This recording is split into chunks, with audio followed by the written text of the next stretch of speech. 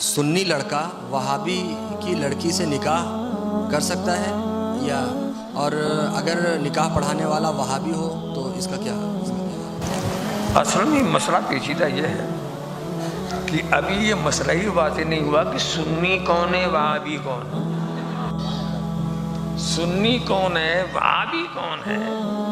کھڑے کھڑے آپ فتویٰ مت دیجئے. جس کو چاہیے سنی بنا دیجئے, جس کو چاہیے وہابی بنا دیجئے. عام طور سے جن کو وہابی کہا جاتا ہے,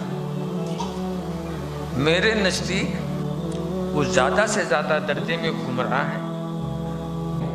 اس ویڈیو میں ان جناب سے سوال ہوتا ہے کہ کیا سنی لڑکا کسی وہابی سے نکاح پڑھا سکتا ہے؟ کیا سنی لڑکا کسی وہابی سے نکاح پڑھا سکتا ہے؟ تعجب ہوا میرے بھائیوں. وہ جناب کہتے ہیں کہ ابھی یہ واضح نہیں ہوا کہ سنی کون ہے وہابی کون ہے. سنی کون ہے وہابی کون ہے؟ کھڑے کھڑے آپ فتویٰ مت دیجئے. جس کو چاہیے سنی بنا دیجئے, جس کو چاہیے وہابی بنا دیجئے. کیا بول رہے ہیں؟ ابھی یہ واضح نہیں ہوا ہے کہ سنی کون ہے وہابی کون ہے. تو میرے بھائیوں کان کھول کر کے سن لیجئے گا. شیخ محمد عبد الوہاب نجدی رحمہ اللہ اہل الحدیث تھے. ان کی فکر, ان کا جو نظریہ تھا وہ کتاب و سنت پر مبنی تھا. ان کی دعوت کتاب و سنت کی دعوت تھی. ان کی دعوت صحابہ کرام رضوان اللہ علیہم اجمعین کی دعوت تھی. اور آج اہل حدیث بھی الحمدللہ لوگوں کو شخصیت پرستی سے نکال کر کے, معبودان باطلہ سے نکال کر کے, ان بوتوں سے, ان درباری مولویوں سے نکال کر کے صرف ایک وحدہ لا شریک کے سامنے جھکا رہے ہیں. نبی علیہ السلام کی پیروی اور صحابہ کرام رضوان اللہ علیہم اجمعین کے روشن منہج پر چلنے کی تعلیم دے رہے ہیں. اور آگے وہ جناب کہتے ہیں کہ یہ جو وہابی ہے یہ حد درجے کے گمراہ ہے. عام طور سے جن کو وہابی کہا جاتا ہے, میرے نزدیک وہ زیادہ سے زیادہ درجے میں گمراہ ہے.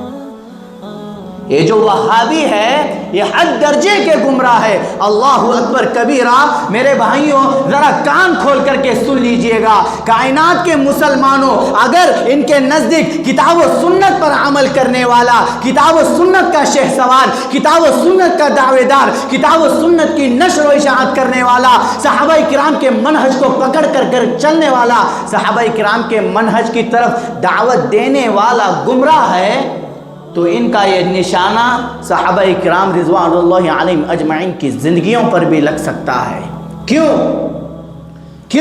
کیونکہ صحابہ کرام رضوان اللہ علیہم اجمعین کے زندگیوں کا جو منشور تھا, جو نصب العین تھا, وہ یہی کہ نبی علیہ السلام کی سنتوں کو زندہ کیا جائے, نبی علیہ السلام کی سنتوں کو دنیا کے کونے کونے میں پہنچایا جائے. اور آج اہل حدیثوں کا بھی یہی منشور ہے, یہی نصب العین ہے کہ نبی علیہ السلام کی ایک ایک سنت کو زندہ کیا جائے, نبی علیہ السلام کی ایک ایک سنت کو دنیا کے کونے کونے میں پہنچایا جائے.